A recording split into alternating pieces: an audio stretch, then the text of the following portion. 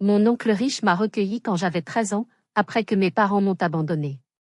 15 ans plus tard, ces mêmes parents, accompagnés de mes sœurs, se sont présentés à la lecture de son testament, les yeux brillants d'avidité, s'attendant à hériter de millions d'euros. Ils étaient assis là, dans ce bureau de notaire opulent, murmurant déjà sur la façon de dépenser l'argent. Ils n'étaient pas préparés. Ils ne s'attendaient pas à cette seule phrase, lue par le notaire, qui a fait que chaque tête dans la pièce s'est retournée vers moi, dans un silence de mort. Mais pour comprendre ce moment, pour savourer cette justice, il faut revenir au début. À ce pense-bête jaune sur le réfrigérateur. Bonjour à tous et merci de nous rejoindre pour cette histoire. Avant de plonger dans les détails de cette trahison familiale et de cette incroyable revanche, j'aimerais savoir d'où vous m'écoutez. Dites-moi dans les commentaires de quelle ville ou de quel pays vous regardez cette vidéo, et quelle heure est-il actuellement chez vous? J'adore voir à quel point notre communauté est mondiale. Et maintenant, commençons. Mon nom est Clotilde. Et l'année où tout a basculé en deux, c'était l'année de mes 13 ans. Si vous me demandiez de pointer le moment exact où ma famille a décidé que j'étais un figurant dans ma propre vie, ce ne serait pas une lente réalisation. Ce serait un pense-bête carré, jaune, collé sur la porte de notre réfrigérateur. J'ai toujours été l'enfant du milieu. Prise en sandwich entre Delphine, l'aînée de 16 ans, la reine du drame et la star évidente, et Amandine, la cadette de 11 ans, la poupée de porcelaine que tout le monde voulait protéger. Et moi? J'étais la responsable. La raisonnable. Ce qui, dans le langage des adultes, signifie simplement l'invisible. J'étais celle qui s'assurait que les devoirs étaient faits, celle qui ne faisait pas de vagues, celle qui ne coûtait pas cher, ni en argent, ni en énergie émotionnelle. Ce matin-là, le matin de mon 13e anniversaire, je me suis réveillée avec cette minuscule étincelle d'espoir que peut-être, cette fois, il se souviendrait. Je suis descendue dans la cuisine de notre appartement exigu de la banlieue de Bordeaux, m'attendant à un « joyeux anniversaire », fatiguée. Il n'y avait personne. Juste le silence. Et le pense-bête. L'écriture ronde de ma mère disait « Partie à Biarritz pour la semaine. Reste chez une amie. On t'aime. » Pas de nom. Pas de plan. Reste chez une amie. Comme si j'étais un chat qu'on laissait aux voisins. Mon cœur s'est serré. J'ai vérifié ma chambre. Leurs armoires étaient vides. J'ai regardé sur Instagram. Delphine avait déjà posté une photo d'elle à l'arrière d'une voiture, une valise rose à ses pieds, avec la légende « En route pour le soleil ». #Biarritz #temps en famille. Amandine avait commenté avec une série d'émojis de palmiers. J'ai passé la journée assise sur le canapé. J'ai attendu. J'ai pensé que c'était une blague cruelle. Que quelqu'un allait surgir. Une tante, un voisin. Personne n'est venu. Le premier jour s'est écoulé. Puis le deuxième. J'ai mangé les restes d'une quiche. Le troisième jour, j'ai fini les céréales. Le quatrième jour, la panique s'est installée, froide et métallique. Le cinquième, j'ai mangé du pain sec. Le sixième jour, j'étais assise dans la bibliothèque municipale, juste pour être entourée de la chaleur d'autres êtres humains, quand mon téléphone a vibré. Un numéro inconnu. Clotilde? La voix était grave, formelle. Je ne l'avais pas entendue depuis des années. C'est oncle Rodrigue. L'oncle Rodrigue. Le frère aîné de ma mère.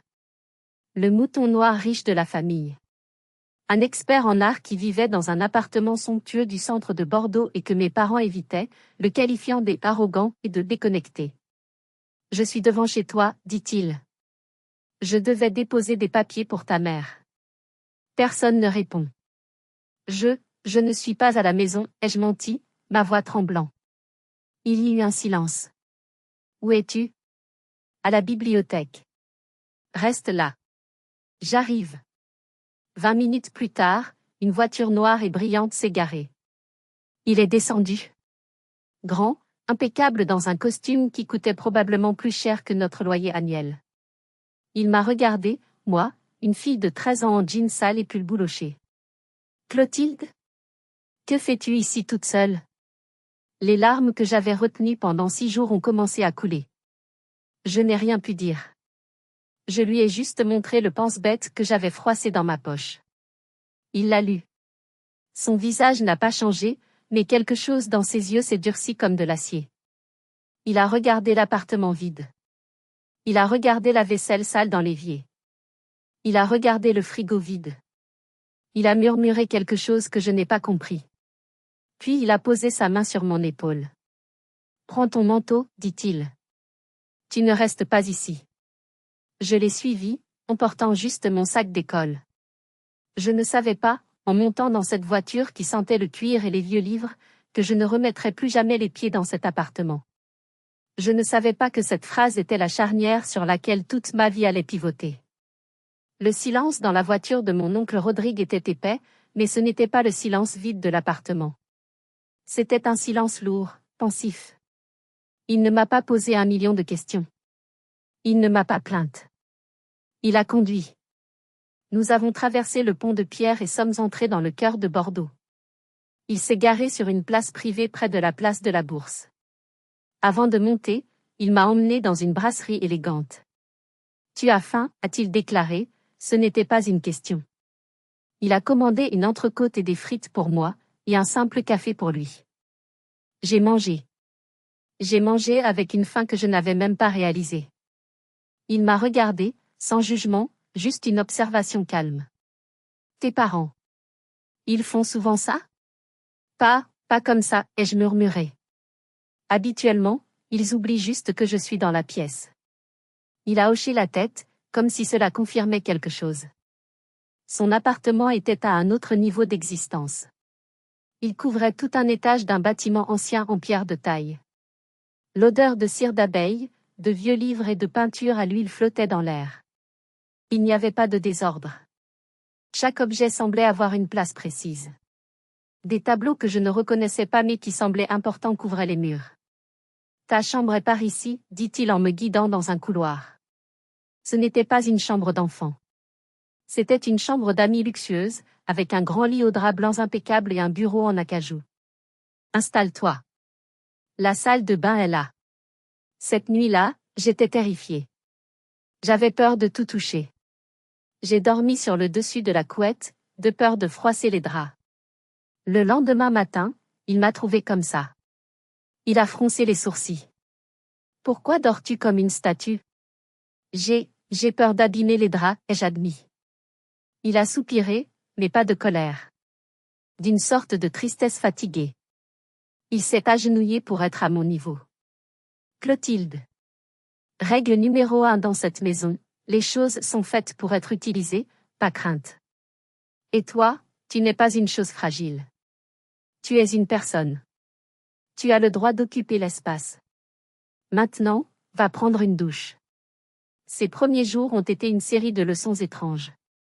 J'avais l'impression d'être une réfugiée apprenant une nouvelle culture.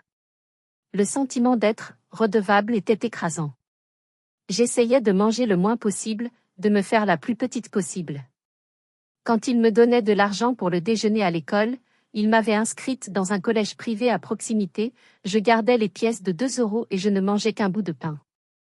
Je voulais lui devoir le moins possible. Il l'a découvert au bout d'une semaine. Il a trouvé la petite réserve d'argent cachée sous mon matelas. Il n'a pas crié.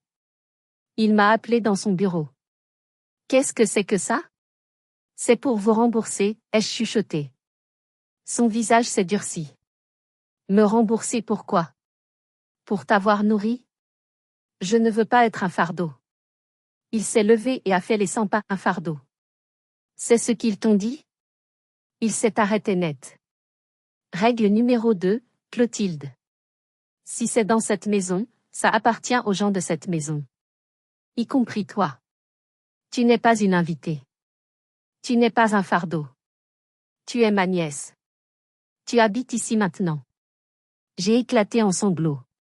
Des sanglots silencieux que je retenais depuis une semaine. Il n'a pas bougé. Il m'a laissé pleurer.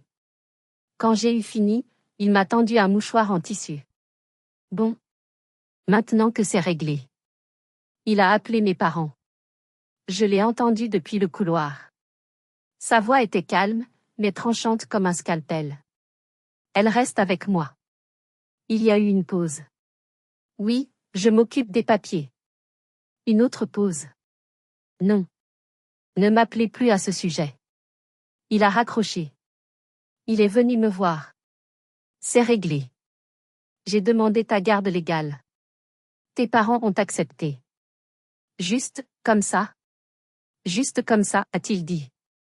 Apparemment, cela les soulage d'un poids financier, point. Cette phrase. Plus que l'abandon, plus que le pense-bête, cette phrase m'a brisé. Un poids financier. J'avais 13 ans. Mon oncle a dû voir la dévastation sur mon visage. Il a posé sa main sur mon épaule. Leur opinion n'a plus d'importance ici. Tu n'es plus leur poids. Tu es mon problème maintenant. Et j'attends beaucoup de mes problèmes. Je ne savais pas ce que cela signifiait. J'étais officiellement le problème de l'oncle Rodrigue. Mais ce que je ne savais pas, c'est qu'il réaliserait bientôt combien ce problème valait. La vie avec l'oncle Rodrigue n'était pas un conte de fées. Il n'était ni chaleureux ni câlin. C'était un mentor. Un instructeur. Sa maison était une bibliothèque, et j'étais son unique élève. Il ne m'a pas donné d'argent de poche. Il m'a donné un salaire. Tu es assez grande pour travailler, m'a-t-il annoncé le premier samedi. Ma bibliothèque d'art est un chaos. Je te paierai quelques dizaines d'euros par semaine pour la cataloguer. 50 centimes d'euros par livre correctement classé. C'était un travail méticuleux. Je passais des heures entourées de livres lourds, apprenant la différence entre le baroque et le rococo, entre Manet et Monet. Il ne m'apprenait pas seulement l'histoire de l'art, il m'apprenait la valeur du travail. Chaque euro que je gagnais, je l'avais mérité. La deuxième leçon fut la posture. J'avais pris l'habitude de me voûter, de me tasser pour prendre moins de place, comme si je voulais disparaître. Tiens-toi droite, Clotilde, disait-il sans lever les yeux de son journal. Je me redressais. 5 minutes plus tard, tu n'es pas un point d'interrogation. Redresse-toi. C'est devenu une routine. Il m'a appris que la façon dont on se tient change la façon dont le monde vous perçoit, et plus important, la façon dont vous vous percevez vous-même. N'entre jamais dans une pièce en t'excusant d'exister, m'a-t-il dit. Pour mon 14e anniversaire, 1 an après l'abandon, il m'a offert un cadeau. Pas de fête, pas de ballon. Juste une petite boîte. À l'intérieur, un carnet relié en cuir sombre, avec mes initiales, CM, gravées en or. Qu'est-ce que c'est, ai-je demandé. Ce n'est pas un journal intime, a-t-il précisé, presque avec dédain. C'est un carnet d'expertise. Tu passes tes journées à regarder des œuvres d'art. Commence à écrire ce que tu vois. Pas ce que tu ressens. Ce que tu vois. Les détails. Les coups de pinceau. Les défauts. Il a pointé un doigt sur moi. Apprends à distinguer le vrai du faux. Le savoir-faire de la supercherie. Ça s'applique à l'art, et ça s'applique aux gens. C'est la leçon la plus importante que je puisse te donner. J'ai ouvert le carnet. Les pages étaient épaisses, crème. J'ai écrit ma première entrée ce soir-là. Sujet, le silence. Matériaux, absence. Valeur, nulle. Puis, un soir, le téléphone a sonné. C'était 1 an après mon départ. J'ai décroché. Allô? Un silence. Puis la voix de ma mère. Clotilde? C'est toi? Ta voix a changé. Mon cœur s'est arrêté. Maman? Écoute, chérie, sa voix était mielleuse, fausse. Comment vas-tu? Ton oncle te traite bien? Je vais bien. Super, super. Écoute, j'ai un petit service à te demander. Ton oncle est là? Un œuf s'est formé dans mon estomac. Non, il est sorti. Oh. Bon. Écoute, nous avons eu quelques soucis financiers. Delphine a besoin de nouvelles choses pour l'école. Pourrais-tu demander à ton oncle s'il pourrait tu sais, nous avancer quelques milliers d'euros? Juste pour nous aider à joindre les 2 bouts. Quelques milliers d'euros. Toute l'année de reconstruction, de posture droite, de travail acharné, tout s'est solidifié en une seule émotion froide, la colère. Il ne m'avait pas appelé pour mon anniversaire. Ils ne m'avaient pas appelé pour Noël. Ils appelaient pour de l'argent. Je ne pense pas qu'il le fera, ai-je dit, ma voix étonnamment stable. Oh, allez, chérie. Fais ça pour ta mère. Tu lui dois bien ça, non? Je lui ai raccroché au nez. J'ai tremblé pendant 1 heure. Quand mon oncle est rentré, je n'ai rien dit. J'ai ouvert mon carnet d'expertise. Sujet, appel téléphonique parental. Matériaux, manipulation. Valeur, nulle. Pour la première fois de ma vie, j'avais menti à mes parents. Et le plus effrayant, c'est que je ne ressentais aucun remords. J'avais l'impression d'avoir protégé quelque chose. J'avais protégé ma nouvelle vie. C'est là que j'ai compris que la bataille ne faisait que commencer. Les années suivantes, la routine s'est installée. Je n'étais plus l'invisible. Sous la tutelle de Rodrigue, j'étais devenue une élève brillante. J'excellais, surtout en histoire de l'art. Mon carnet d'expertise s'était rempli. J'avais développé un œil. Je pouvais faire la différence entre une restauration habile et une contrefaçon évidente. Mon oncle m'emmenait parfois dans des galeries, me demandant à voix basse, vrai ou faux, Clotilde? J'apprenais. Puis, quand j'ai eu 16 ans, le passé a décidé de refaire surface. Un samedi, alors que j'aidais Rodrigue à évaluer une nouvelle acquisition, la sonnette a retenti. Carole, la gouvernante, est venue nous chercher, l'air troublé. Monsieur, ce sont vos nièces. Delphine et Amandine étaient dans le grand salon. Elles avaient changé. Delphine, maintenant âgée de 19 ans, était tout en fossile et assurance criarde. Amandine, 14 ans, était sa copie conforme miniature. Elle regardait l'appartement avec une avidité à peine dissimulée. Clotilde, s'est écriée Delphine en ouvrant grand les bras, comme si nous nous étions quittés la veille. Tu as tellement changé. Regarde-toi, dans cette maison immense. Je ne l'ai pas prise dans mes bras. Je suis restée immobile. Bonjour Delphine. Amandine. Que faites-vous ici? Mon oncle Rodrigue se tenait derrière moi, silencieux.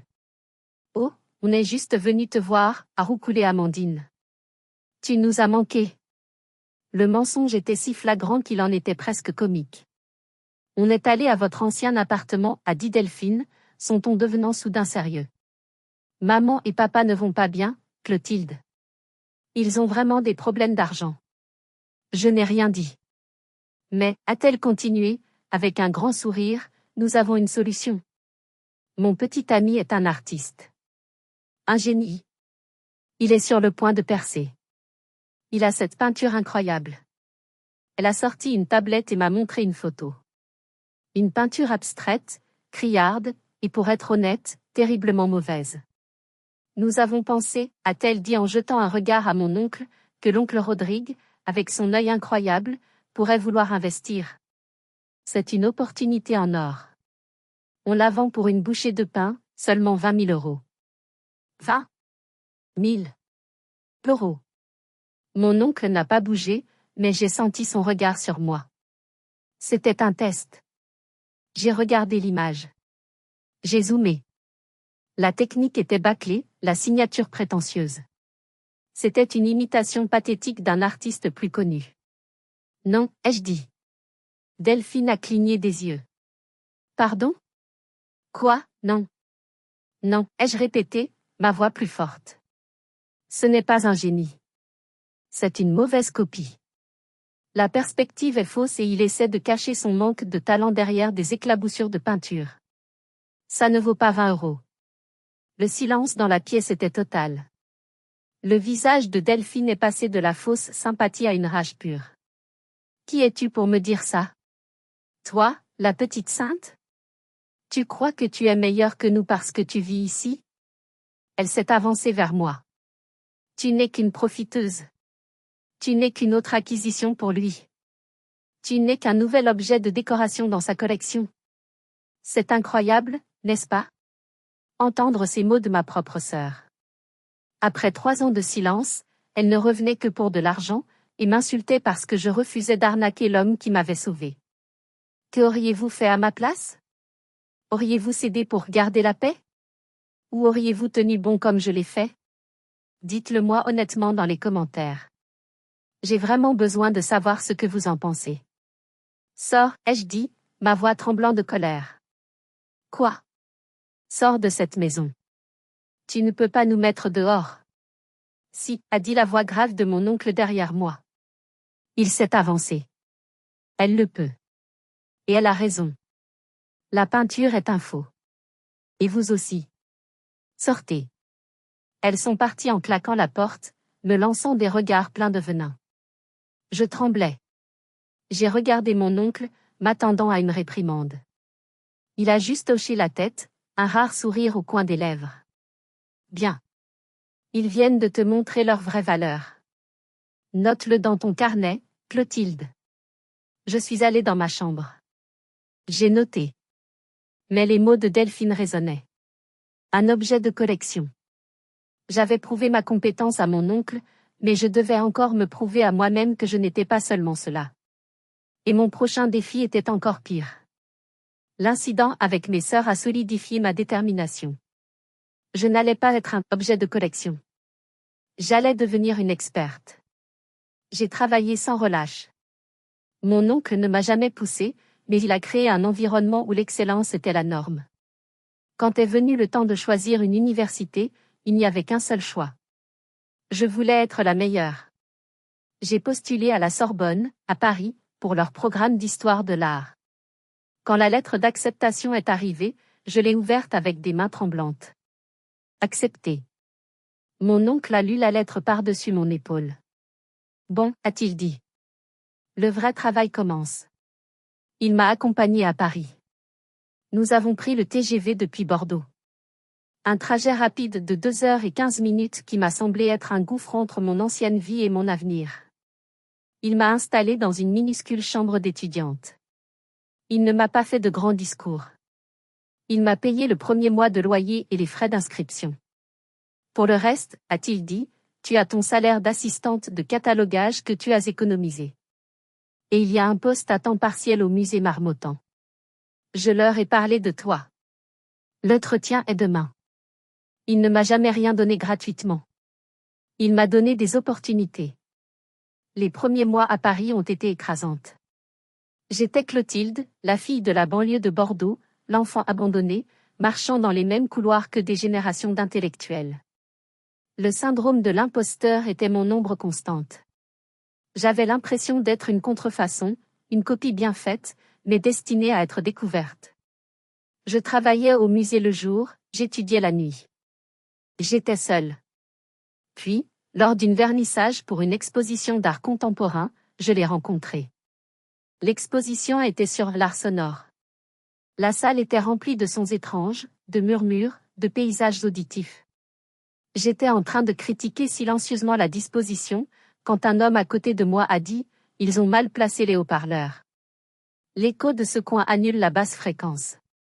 Je me suis retournée.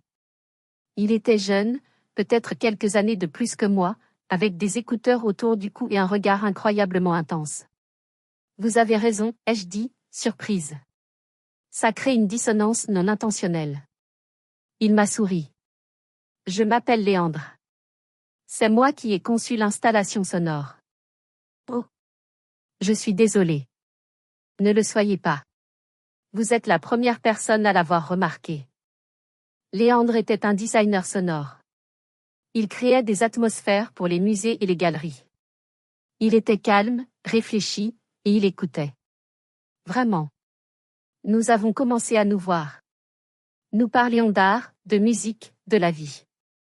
Il était tout ce que je n'étais pas, détendu, confiant dans sa propre valeur.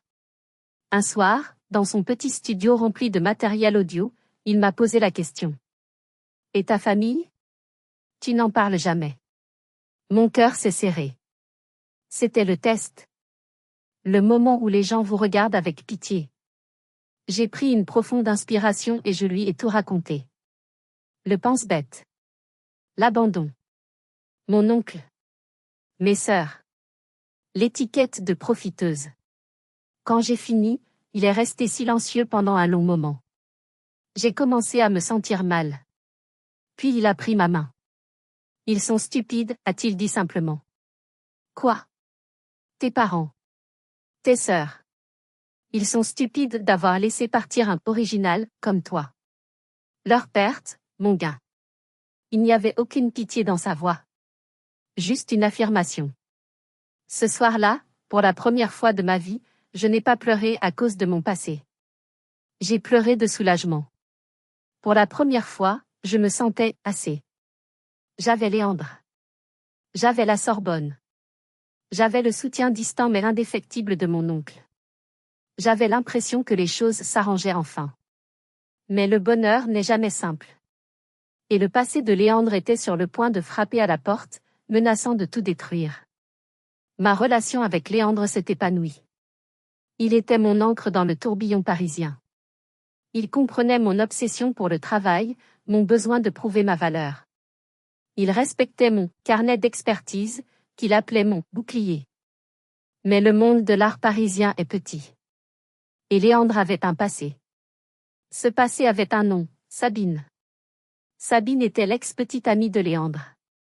Mais elle n'était pas n'importe qui. C'était une blogueuse d'art influente, une hit girl du milieu, dont l'opinion pouvait faire ou défaire une petite exposition. Elle était belle, riche de naissance, et elle n'avait jamais pardonné à Léandre de l'avoir quittée pour moi. Au début, ce n'était que des regards froids lors des vernissages. Des messes basses. Je pouvais les ignorer. Mais Sabine était plus vicieuse que ça. Elle a commencé à s'en prendre à moi, non pas directement, mais professionnellement. Un de mes professeurs à la Sorbonne m'avait demandé d'aider à organiser un séminaire pour les étudiants de master. C'était une grande opportunité. Quelques jours avant l'événement, Sabine a publié un article sur son blog.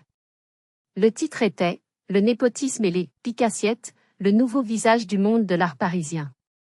L'article ne me nommait pas. C'était plus intelligent. Il parlait d'une certaine étudiante à la Sorbonne, protégée d'un célèbre expert de Bordeaux, qui obtenait des opportunités non pas grâce à son talent, mais grâce à ses connexions. Il insinuait que ma relation avec Léandre était aussi un moyen de grimper les échelons. Il utilisait ce mot. Picassiette. Un mot plus élégant pour profiteuse. Le même venin que Delphine. J'ai été dévastée.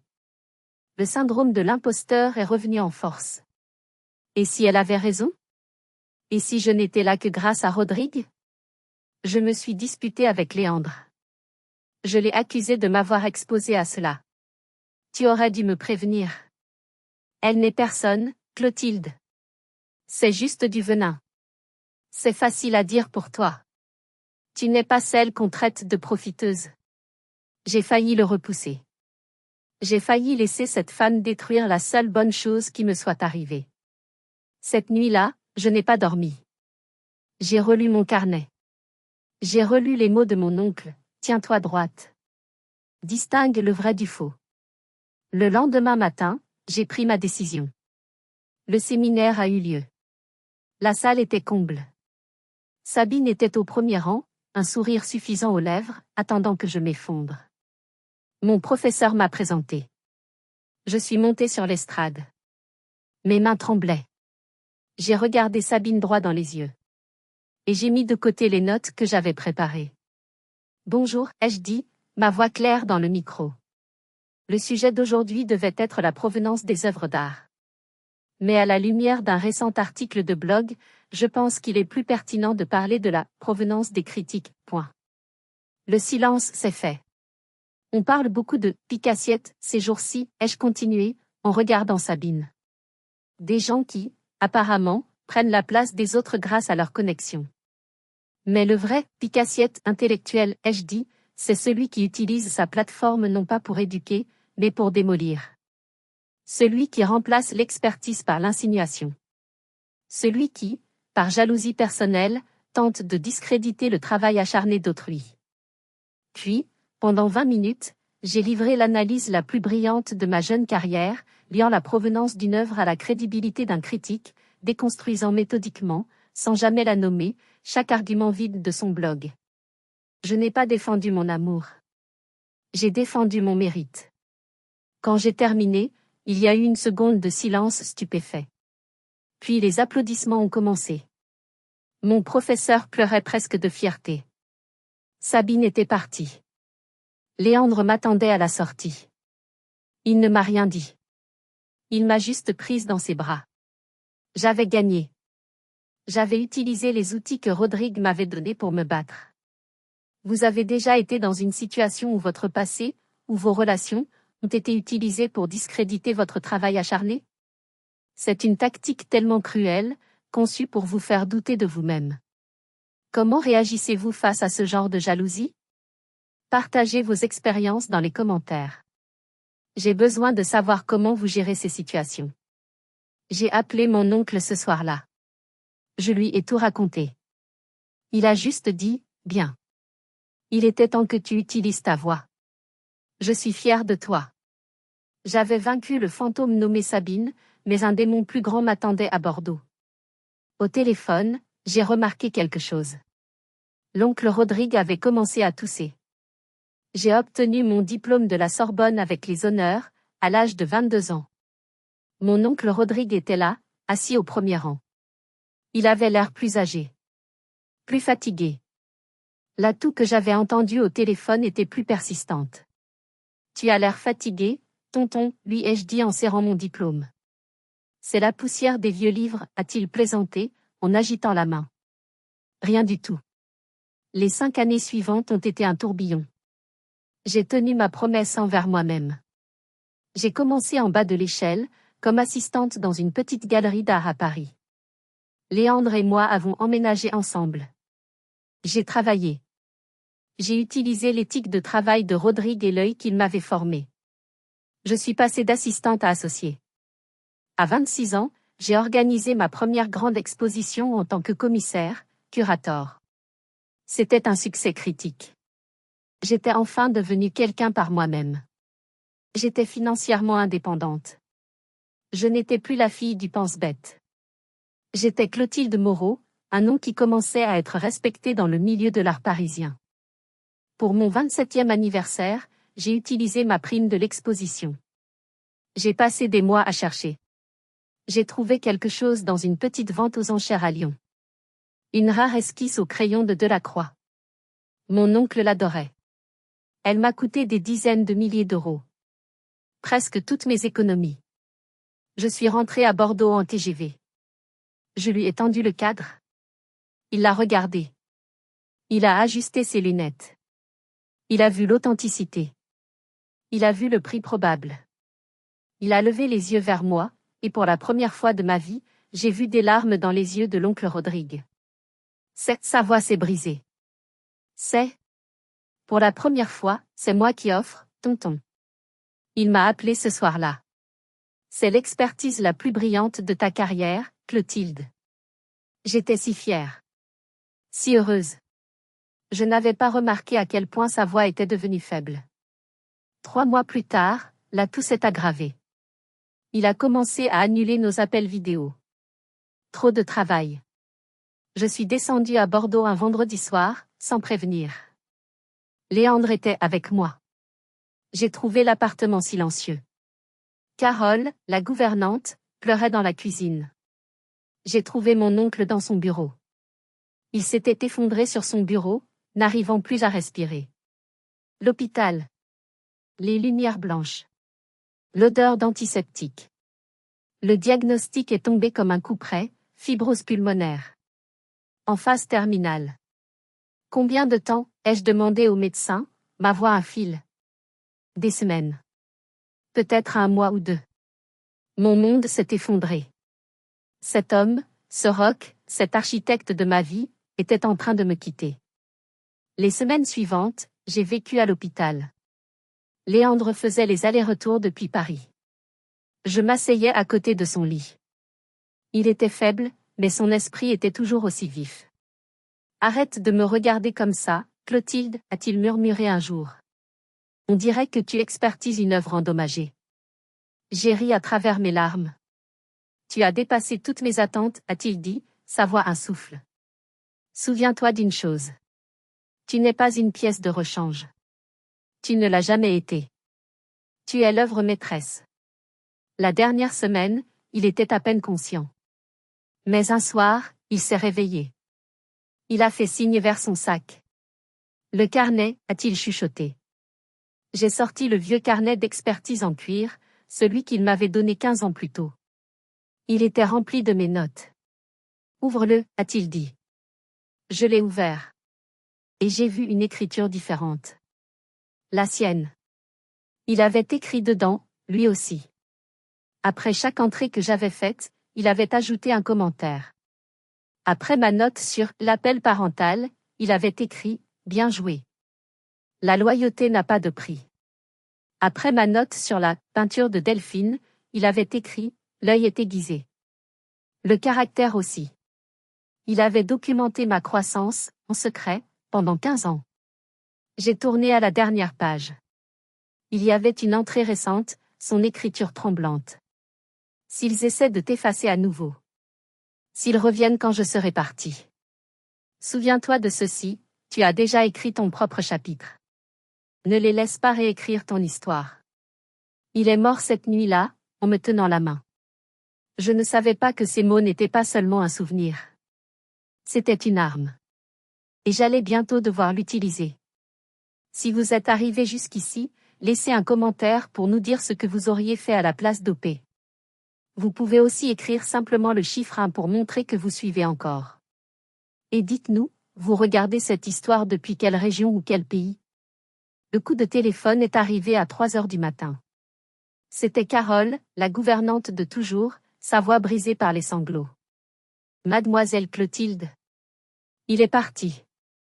Le monde s'est arrêté. Même si je m'y attendais, le silence qui a suivi le clic du téléphone était assourdissant. L'homme qui m'avait littéralement sauvé, qui m'avait façonné à partir des débris d'une enfant de 13 ans, n'était plus. Léandre m'a prise dans ses bras pendant que je tremblais, incapable de pleurer. Pas encore. La Clotilde de 13 ans aurait hurlé. La Clotilde de 28 ans, la commissaire d'exposition formée par Rodrigue, est passée en mode gestion de crise. Je dois y aller, ai-je dit, ma voix plate. Je dois m'occuper des choses. J'ai pris le premier TGV pour Bordeaux. J'ai passé les jours suivants dans une brume. J'ai rencontré l'entreprise de pompes funèbres. J'ai choisi le cercueil. J'ai rédigé l'éloge funèbre. J'ai géré les appels des galeries, des musées, des collectionneurs du monde entier qui respectaient mon oncle. J'ai appliqué le calme froid qu'il m'avait enseigné. Léandre s'occupait de la logistique, un soutien silencieux et inébranlable, filtrant les appels, s'assurant que je mangeais. Nous étions une équipe. Puis le jour de l'enterrement est arrivé. C'était une cérémonie digne, dans une vieille église de Bordeaux. Remplie de gens qu'il aimait vraiment. Ses collègues, de vieux amis, le personnel de sa galerie préférée. J'ai lu mon éloge funèbre, ma voix ne tremblant qu'une seule fois, lorsque j'ai parlé du carnet d'expertise. Et puis, ils sont arrivés. Juste au moment où le service commençait, la grande porte de l'église s'est ouverte en grinçant. Ma famille. Mon père, ma mère, Delphine et Amandine. Ils n'étaient pas venus en parents endeuillés. Ils étaient venus en créanciers. Ma mère portait des lunettes de soleil de créateur si grandes qu'elles couvraient la moitié de son visage, et un manteau noir qui criait « Chanel ». Mon père portait un costume mal coupé, l'air important. Delphine et Amandine ressemblaient à des stars de télé-réalité en deuil, filmant l'intérieur de l'église avec leur téléphone. Ils ne se sont pas assis au fond. Ils ont marché dans l'allée centrale, comme s'ils étaient les invités d'honneur, et se sont assis au premier rang, de l'autre côté de l'allée où j'étais assise. Le dégoût m'a submergée. Après le service, au cimetière, ils ont commencé leur spectacle. Oh, Clotilde, s'est écriée ma mère, en s'épongeant les yeux, secs, avec un mouchoir. Quel choc! Nous ne savions pas que tu étais si proche de lui. Si proche? Il m'a élevée pendant 15 ans. Mon père s'est approché, me donnant une poignée de main molle. Une grande perte pour la famille. Un homme si généreux. Puis Delphine s'est glissée à côté de moi, tandis que les gens jetaient de la terre sur le cercueil. Alors, a-t-elle chuchoté, son haleine sentant le chewing-gum à la menthe. Tu sais quand aura lieu la lecture du testament? J'imagine qu'il a laissé des instructions claires. Je l'ai regardée, stupéfaite. La terre frappait encore le bois. Je ne sais pas de quoi tu parles. Oh, allez, a dit Amandine en nous rejoignant, ses yeux parcourant la foule. Cet appartement, le mobilier, les tableaux, ça doit valoir des millions d'euros. J'espère qu'il a pensé à nous, la vraie famille. Des millions d'euros. C'était le seul mot qu'ils avaient à la bouche. J'ai senti la rage monter en moi, froide et pure. La Clotilde de 16 ans aurait pleuré. La Clotilde de 28 ans les a regardés. Un long regard froid. Je n'ai pas dit un mot. Je leur ai tourné le dos et je suis partie. Cette semaine-là a été un enfer. Le téléphone n'arrêtait pas de sonner. Ma mère. Delphine. Nous devons parler. C'est important. Il s'agit de l'héritage. Je n'ai pas répondu. Puis, Maître Giraudot, le notaire de mon oncle, m'a appelé.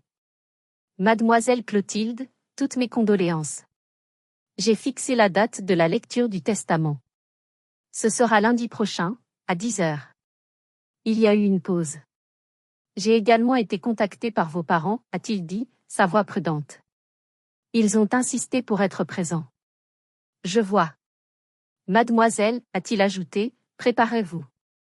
Ce sera intéressant. Votre oncle a été très clair dans ses volontés. Oh, je sais, maître, ai-je répondu, en regardant le carnet d'expertise posé sur mon bureau. Et j'ai hâte. Je suis prête. L'étude de maître Giraudot était exactement comme on pouvait l'imaginer. Des murs lambrissés de bois sombre, des étagères remplies de reliures en cuir, une odeur de vieux papier et de cire. La pièce était dominée par une longue table en acajou massif. Ils étaient déjà là. Ma famille. Assis d'un côté, comme une rangée de corbeaux impatients. Mon père avait l'air nerveux, ma mère essayait de paraître digne. Delphine tapotait frénétiquement sur son téléphone, calculant probablement déjà sa part. Amandine se regardait dans un poudrier. Je suis entrée. Léandre était avec moi, sa présence solide à mes côtés. Je me suis assise de l'autre côté de la table, face à eux. J'ai posé mon vieux carnet d'expertise en cuir sur le bois poli devant moi. Ma mère m'a lancé un regard, puis a chuchoté à mon père. Delphine a levé les yeux au ciel. Maître Giraudot est entré, portant un dossier épais. Il s'est assis au bout de la table. Nous sommes réunis, a-t-il commencé d'une voix neutre, pour la lecture du testament et des dernières volontés de M. Rodrigue Moreau. Il a ajusté ses lunettes. Je vais commencer par les legs spécifiques. Il a lu une liste. Des dons généreux à plusieurs musées. Une somme conséquente pour Carole, la gouvernante, en remerciement pour ses années de service. Des cadeaux à quelques amis et collègues. Ma famille se tortillait sur leurs chaises. L'impatience était palpable. Et maintenant, dit maître Giraudot, nous arrivons aux biens principaux et à la succession. Delphine a rangé son téléphone. Mon père s'est penché en avant. Le notaire a tourné une page. Je cite, concernant les membres de ma famille biologique, à savoir mes parents, nom de mes parents, et mes nièces, Delphine et Amandine. Ma mère a sorti un mouchoir, prête à feindre l'émotion.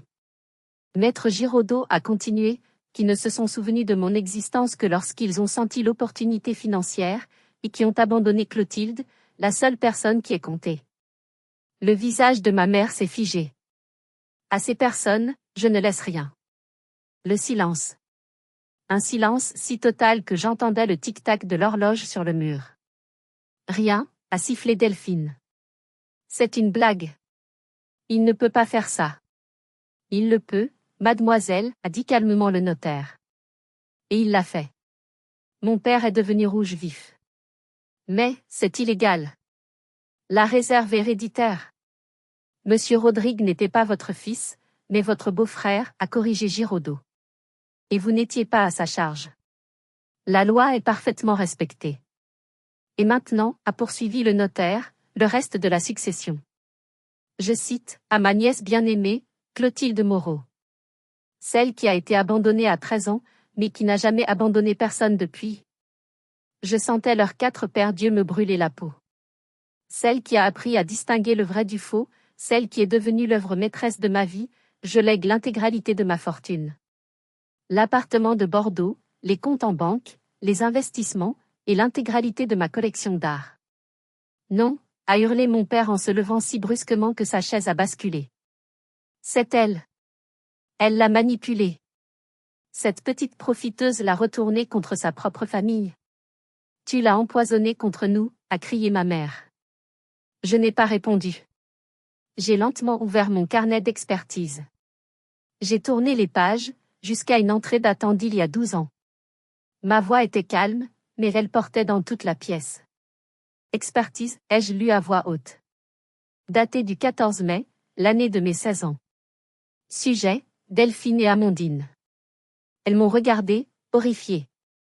Apparence, fausse sollicitude. Matériaux sous-jacents, avidité et manipulation. Valeur marchande, nulle. Je les ai regardées. Ceci n'est pas de la manipulation. C'est une expertise. Mon oncle m'a appris à la perfection. J'ai tourné une autre page. Sujet, appel parental. Date, 15 ans. Conclusion, faux. Valeur, nulle. Je les ai regardés, mon père, ma mère, mes sœurs.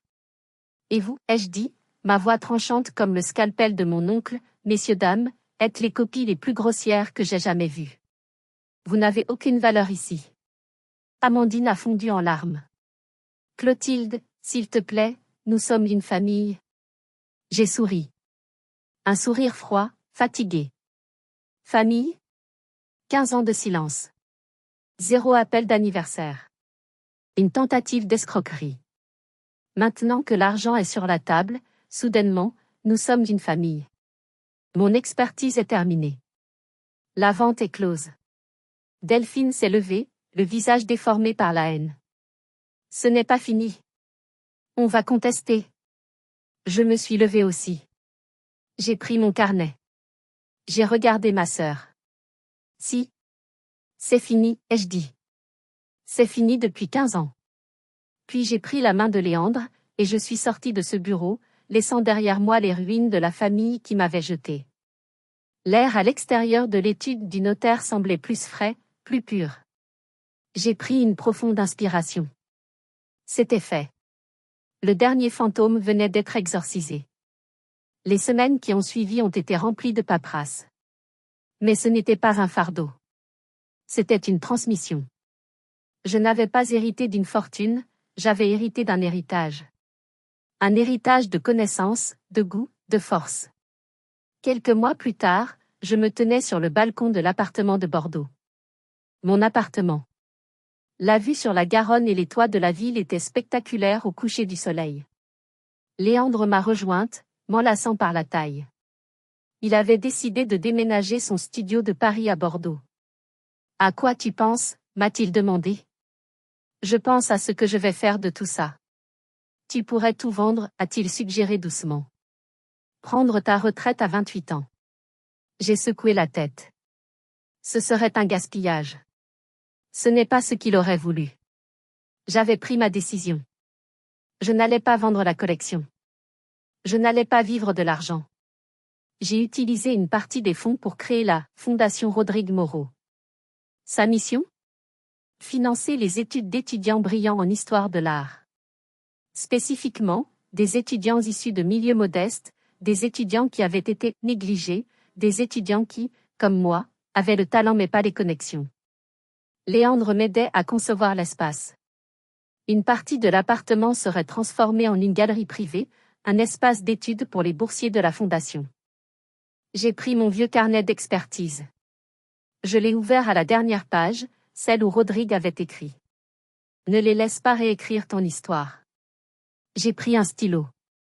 Et en dessous de son écriture, j'ai ajouté la mienne. Je n'ai pas laissé faire, tonton. Et maintenant, je vais aider les autres à écrire la leur. Je me suis retournée vers Léandre, qui me souriait. C'est parfait, a-t-il dit. J'ai regardé la ville. J'ai pensé à cette fille de 13 ans, assise seule dans un appartement vide, affamée, effrayée, invisible. Si je pouvais lui parler maintenant, à travers le temps, je lui dirais, accroche-toi. Ça va être incroyablement difficile. Mais un jour, tu auras une maison où tu n'es pas une invitée. Tu auras une vie où tu n'auras pas à t'excuser d'exister. Tu auras un nom que personne ne pourra oublier. Et plus important encore, tu auras de la valeur. Non pas parce que quelqu'un te l'a donnée, mais parce que tu l'auras construite. L'histoire de Clotilde est une histoire de résilience incroyable. C'est la preuve que la famille n'est pas toujours une question de sang. Parfois, c'est la personne qui vous voit quand personne d'autre ne le fait. C'est la personne qui vous expertise et vous déclare inestimable. Avez-vous eu un oncle Rodrigue dans votre vie? Une personne qui a changé la trajectoire de votre destin, qui a cru en vous quand vous ne croyiez plus en vous-même? Partagez vos histoires d'anges gardiens et de mentors dans les commentaires ci-dessous. Je lis absolument tout, et vos histoires donnent de la force à toute notre communauté. Si cette histoire vous a touché, si vous avez ressenti la colère, la tristesse et enfin la justice, s'il vous plaît, montrez votre soutien en donnant un like à cette vidéo. Partagez-la avec quelqu'un qui a besoin d'entendre qu'il n'est pas seul. Et surtout, n'oubliez pas de vous abonner à la chaîne et de cliquer sur la petite cloche pour ne jamais manquer une autre histoire qui touche au cœur. Je regardais Léandre qui dessinait déjà les plans de la future fondation, et pour la première fois de ma vie, mon passé n'était plus un poids. Ce n'était plus une source de honte. C'était ma fondation. Et sur cette fondation, enfin, je tenais debout.